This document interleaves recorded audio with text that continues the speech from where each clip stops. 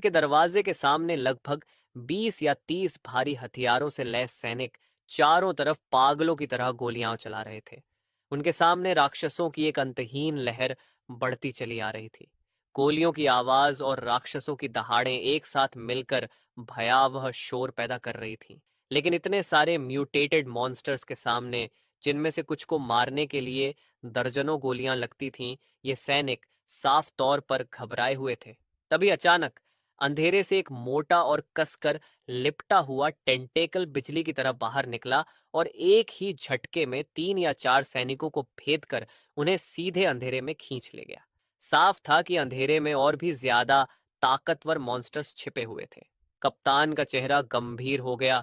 उसने तुरंत 2 ग्रेनेड्स उस अंधेरे की तरफ फेंके और फिर पागलों की तरह सुपरमार्केट के अंदर की ओर गोली चलाने लगा। सुपरमार्केट के अंदर 100 से ज्यादा बचे हुए लोग एक दूसरे से चिपक कर बैठे थे। बाहर की गोलियों और राक्षसों की चीखों को सुनते हुए उनके शरीर डर से कांप रहे थे। जब ऐसा लग रहा था कि सेना की गोलियां लगभग खत्म होने वाली हैं, तभी उन पर हमला कर रहे मॉन्स्टर्स अचानक रुक गए और फिर धीरे धीरे पीछे हटकर बिखरने लगे। एक सैनिक घबरा कर बोला, ये क्या हो रहा है? क्या कोई और भी ज्यादा भयानक मॉन्स्टर आने वाला है? कनर का दिमाग डर से सुन्न हो चुका था। वह कांपते हुए अपनी बंदूक अंधेरे की ओर ताने खड़ा था। तभी उन्होंने देखा कि सैकड़ों मॉन्स्टर्स अचानक किनारे हटकर बीच में एक रास्ता छोड़ रहे हैं, जैसे किसी भयानक दुश्मन के लिए रास्ता बना रहे हों। सैनिकों के हाथ जो अपनी बंदूकें पकड़े हुए थे, हल्के हल्के कांपने लगे। इतनी सारी राक्षसी प्रजातियां अगर किसी को रास्ता दे रही हैं, तो क्या वह उनका सबसे शक्तिशाली बॉस नहीं होगा? लेकिन अगले ही पल वे सब स्तब्ध रह गए। वह कोई मॉन्स्टर नहीं बल्कि इंसान जैसा दिखने वाला एक व्यक्ति था। बस उसके पीछे 2 भयानक काले ड्रैगन मंडरा रहे थे। उसके गुजरते समय कोई भी म्यूटेटेड मॉन्स्टर उसे छूने की हिम्मत नहीं कर रहा था। एक सैनिक घबराकर बोला, ये इंसानी रूप वाला मॉन्स्टर है। तुम इंसान हो या मॉन्स्टर? मैंने शांत स्वर में जवाब दिया, मैं दोनों हूं, इंसान भी और मॉन्स्टर भी। मैं तुम्हें नुकसान पहुंचाने नहीं आया हूं, मैं बस थोड़ा पानी लेने आया हूं। मैं राक्षसों की उस भीड़ को पार करता हुआ सीधे सुपरमार्केट की ओर बढ़ गया। इतने सारे मॉन्स्टर्स और यहाँ तक कि ड्रैगन का शरीर निगलने के बाद अब गोलियां मेरी त्वचा को भेद भी नहीं सकती थीं। इसलिए मेरे ऊपर तनी हुई 20-30 बंदूकों को मैंने बिल्कुल नजरअंदाज कर दिया। अगर उन्होंने गोली चलाने की हिम्मत की तो मैं उन्हें एक पल में खत्म कर दूंगा। सैनिकों में से कोई फुसफुसाया, सुना है म्यूटेशन से पहले इसी ने स्कूल के गेट पर एक सिक्योरिटी गार्ड और यंग मास्टर लाइन को मार दिया था। अगर ये सच है तो ये पागल इंसान बिल्कुल मॉन्स्टर जैसा है। एक सैनिक ने पूछा, तुम्हारा नाम क्या है? मैंने ठंडी आवाज में कहा, तुम लोग ज्यादा सोचो मत, मैं यहाँ सिर्फ एक बोतल पानी लेने आया हूँ।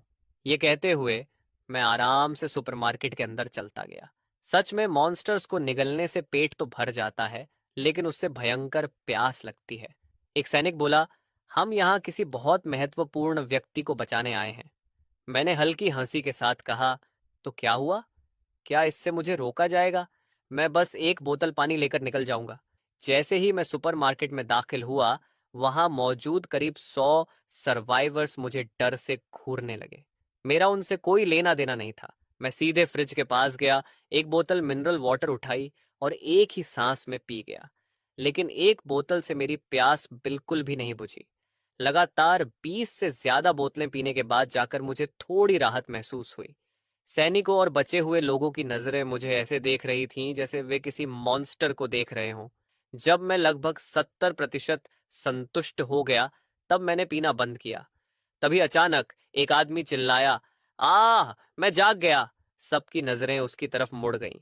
उन्होंने देखा कि एक लंबा और दुबला आदमी उत्साह से अपनी हथेली को देख रहा था। उसकी हथेली में 9 शाखाओं वाला काला सितारा चमक रहा था।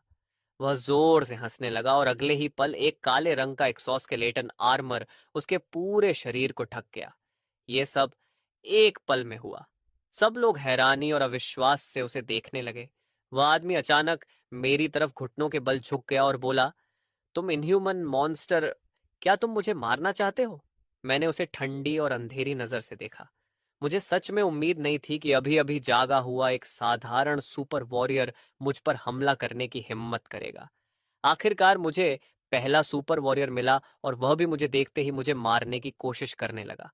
वह आदमी चिल्लाया, जैसे ही यह मॉन्स्टर अंदर आया, मुझे यह पसंद नहीं आया, सब लोग हट जाओ, मैं इसे मार डालूंगा। उसके हाथ में अचानक रोशनी की एक तलवार प्रकट हो गई। ये एक शक्तिशाली एक्सोस्केलेटन आर्मर था। इसकी ताकत और रक्षा दोनों ही असाधारण थीं और ये हवा से हथियार भी बना सकता था। अपनी पिछली जिंदगी में मैं इन सुपर वॉरियर्स से बेहद ईर्ष्या करता था। मुझे उनका एक्सोस्केलेटन आर्मर बहुत शानदार लगता था, लेकिन वह मेरी पिछली जिंदगी थी। अब भले ही मैं मांस और खून से बना दिखता हूँ, मेरी ताकत बेहद डरावनी है। वह आदमी काली आर्मर में दहाड़ते हुए बोला, तुम दयनीय कीड़े, लगता है तुम्हें पता नहीं तुम किससे टकरा रहे हो। उसने लाल चमकती हुई लाइट स्वॉर्ड उठाई और मेरी तरफ झपटा। उसी समय मेरे पीछे के जुड़वां ड्रैगन जोर से दहाड़े और हवा में उड़ गए। अगले ही पल शियावाओ सीधे उस आर्मर पहने आदमी के गले तक पहुंच गया। यह दृश्य देखकर कई महिलाएं डर के मारे चीखने लगीं। यहां तक कि कप्तान गुरु ने भी अपनी सांस रोक ली। मैंने ठंडी मुस्कान के साथ कहा, मैं चाहूं तो तुम्हारा दुश्मन बन सकता हूं और चाहूं तो नहीं भी। यह कहकर मैं मुड़ा और वहां से चल दिया। गुरु मुझे दूर जाते हुए देखता रहा। उसने जैसे कुछ कहना चाहा, लेकिन अंत में बस खामोशी से मुझे जाते हुए देखता रहा। जैसे ही मैं सुपरमार्केट से बाहर निकला, उन्होंने तुरंत लोहे का दरवाजा बंद कर दिया। असल में मैंने उन्हें परोक्ष रूप से बचा लिया था, क्योंकि दरवाजे के सामने जमा हुए सारे मॉन्स्टर्स पहले ही गायब हो चुके थे। इन म्यूटेटेड मॉन्स्टर्स की नज़र में मैं भी उन्हीं में से एक था। मेरे अंदर जीवन ऊर्जा बेहद शक्तिशाली थी। मैंने अंधेरे और डरावने कोने की तरफ देखा। अचानक वहां से एक विशाल मॉन्स्टर बाहर निकला। वह मुझे ऐसे देख रहा था जैसे मैं उसकी मेज पर रखा स्वादिष्ट भोजन हूं। उसके पीछे के टेंटलस गोलियों की तरह तेजी से मेरी तरफ आए और मेरे शरीर को भेदने की कोशिश करने लगे। लेकिन उसी पल मेरा शरीर गायब हो गया और जब मैं फिर से दिखाई दिया तो मैं पहले ही उस टेंटिकल मॉन्स्टर के सामने खड़ा था। मैंने अपने हाथ में पकड़ी तलवार उठाई, जिसकी धार पर काले ड्रैगन के उग्र पैटर्न चमक रहे थे। तलवार की चमक एक काली छाया की तरह लहराई और अगले ही पल उस विशाल मॉन्स्टर का पूरा शरीर एक ही वार में दो टुकड़ों में कट चुका था। च्यावायाओ पूरी तरह एक्साइटेड होकर खुशी खुशी आगे बढ़ा और उस मॉन्स्टर की लाश पर टूट पड़ा जैसे कोई शानदार दावत मिल गई हो। शियावायो हर निवाला निगलता गया और हर बार जब वह मांस का टुकड़ा खाता, मैं साफ महसूस कर सकता था कि मेरे शरीर के अंदर गर्म ऊर्जा की एक लहर दौड़ रही है और मेरी ताकत लगातार बढ़ती जा रही है। उस मॉन्स्टर का मांस और खून पूरी तरह निगलने के बाद मेरी परछाई जल्दी ही रात के अंधेरे में गायब हो गई।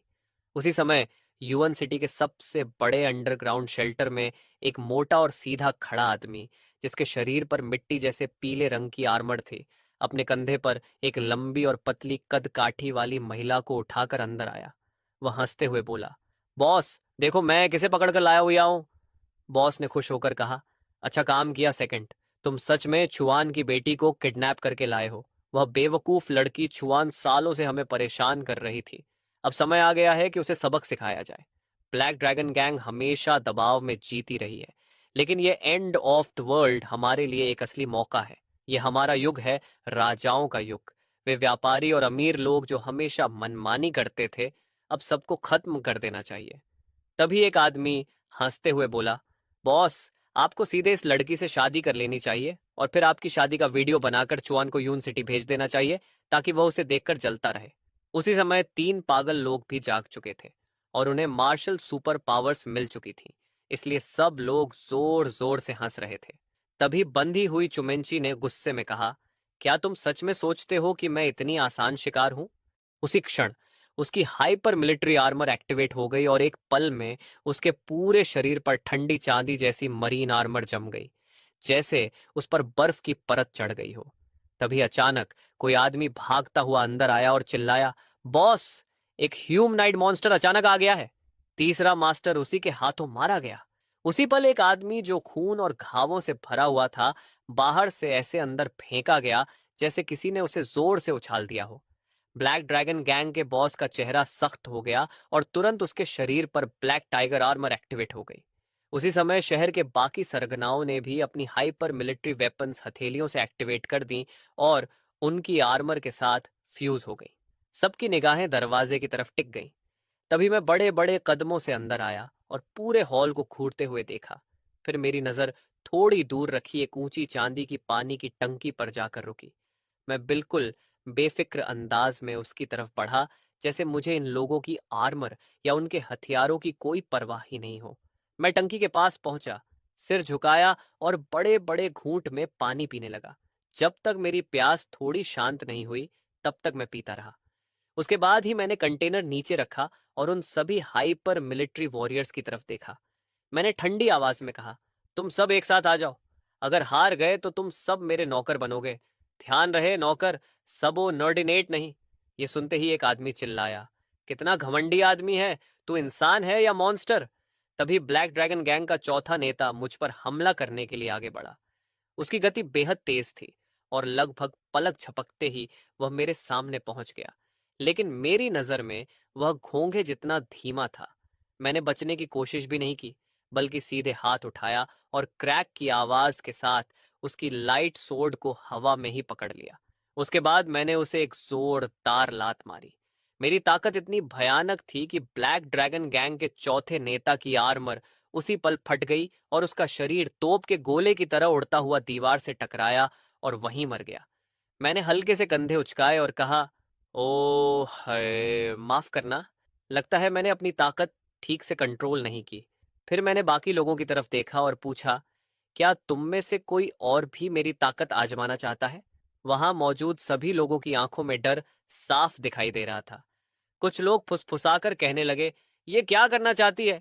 इसने हमारे चौथे भाई को इतनी आसानी से मार दिया।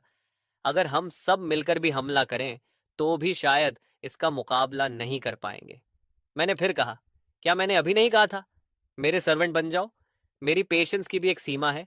तुम्हारे पास फैसला करने के लिए 1 मिनट है। तभी किसी ने पूछा, हम ब्लैक ड्रैगन गैंग को तुम्हारी बात क्यों माननी चाहिए? मैंने शांत स्वर में कहा, कारण बहुत सिंपल है। मुझे बाहर जाकर म्यूटेटेड क्रिएचर्स का शिकार करना है और उन्हें निगलना है, लेकिन इसके लिए मुझे बहुत सारा पानी चाहिए। इसलिए मुझे ऐसे लोगों की जरूरत है जो मेरे लिए साफ पानी इकट्ठा करें।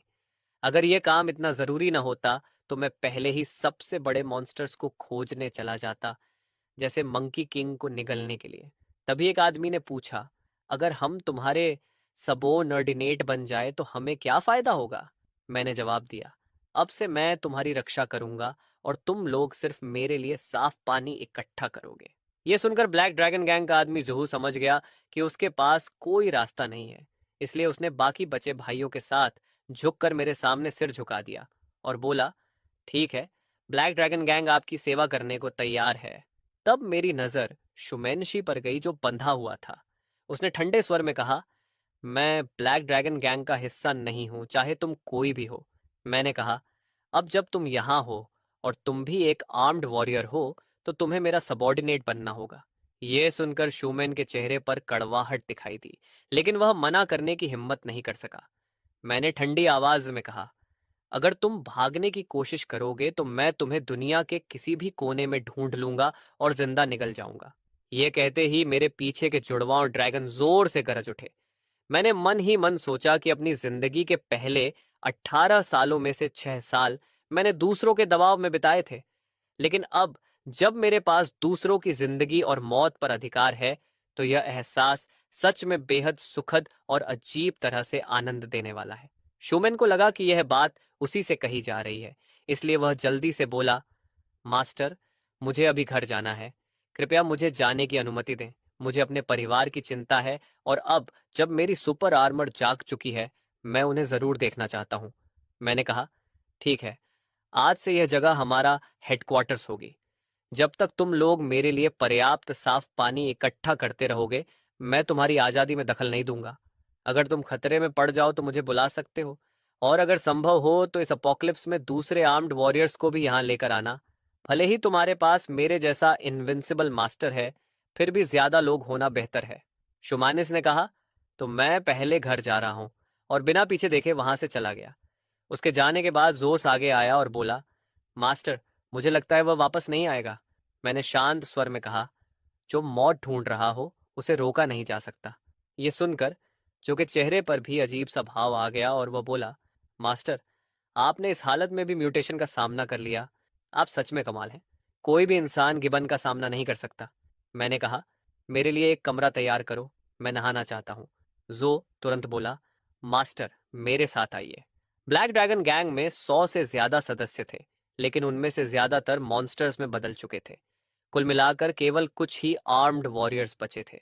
अभी उनमें से 2 मर चुके थे, और इसके अलावा भी कुछ लोग ऐसे थे जो अभी भी तलाश में थे। बाहर गए हुए कई लोग प्रोविजंस लेने निकले थे और अब तक वापस नहीं लौटे थे। पूरी सिटी में हर जगह इंसान और गिबियन मॉन्स्टर्स के बीच भयानक लड़ाई चल रही थी। यहाँ तक कि सुपर आर्मर्ड वॉरियर्स भी मौत से सुरक्षित नहीं थे, खासकर अगर उनका सामना किसी असली गिबियन टाइप से हो जाए। इन गिबियन मॉन्स्टर्स के बीच भी अलग अलग कैटेगरीज होती हैं। सबसे पहले होते हैं ऑर्डिनरी गिबियन, फिर होते हैं ट्रू टाइप, उसके बाद आते हैं और भी खतरनाक प्रकार। सामान्य गिबियन मॉन्स्टर्स को बंदूकों से मारा जा सकता है, लेकिन अगर कोई ट्रू टाइप सामने आ जाए तो हालात बहुत मुश्किल हो जाते हैं, क्योंकि वह पहले ही इंटेलिजेंस विकसित कर चुका होता है और बाकी क्रीचर्स को कमांड भी कर सकता है। ऑर्डिनरी गिबियन अपने समूह में बस एक साधारण सदस्य होता है, लेकिन ट्रू टाइप को अपने बीच एक लॉर्ड माना जा सकता है। उसे ऊपर होता है इविल टाइप, जो गिबियन क्रिएचर्स का असली किंग होता है। जब यह किंग गुस्से में आता है तो लाखों लाशें पिच जाती हैं। और जो डिजास्टर टाइप गिबियन मॉन्स्टर होता है, जैसे कि वह ब्लैक मम्बा जिससे मैं फ्यूज हुआ हूँ, वह इसी कैटेगरी का है। वही असली सुप्रीम ओवरलॉर्ड है, एक ऐसी एग्जिस्टेंस जिसके सामने प्रैक्टिकली कोई नेचुरल एनिमी नहीं होता। अगर किसी डिजास्टर लेवल क्रीचर का जन्म हो जाए तो वह इंसानों के लिए एक्सटिंक्शन जैसी कैटास्ट्रोफी बन जाता है। अपनी पिछली जिंदगी में मैंने देखा था कि एक शेल्टर जहां करीब 10 लाख सर्वाइवर्स रह रहे थे, उसे सिर्फ एक डिजास्टर लेवल जिबियन क्रीचर ने पूरी तरह खत्म कर दिया था। ह्यूमैनिटी के काउंटलेस सुपर आर्मर्ड वॉरियर्स मारे गए या बुरी तरह घायल हो गए थे, तब जाकर किसी तरह उसे पीछे हटाया जा सका था। लेकिन डिजास्टर लेवल मॉन्स्टर्स के बीच भी ताकत और कमजोरी का फर्क होता है। जिस ब्लैक ड्रैगन लिनिएज से वह ब्लैक माम्बा आता है जिससे मैं फ्यूज हुआ हूं, उसे डिजास्टर टाइप गिबियन का एब्सोल्यूट सुप्रीम लॉर्ड माना जाता है। ऐसी एग्जिस्टेंस जिसे न तो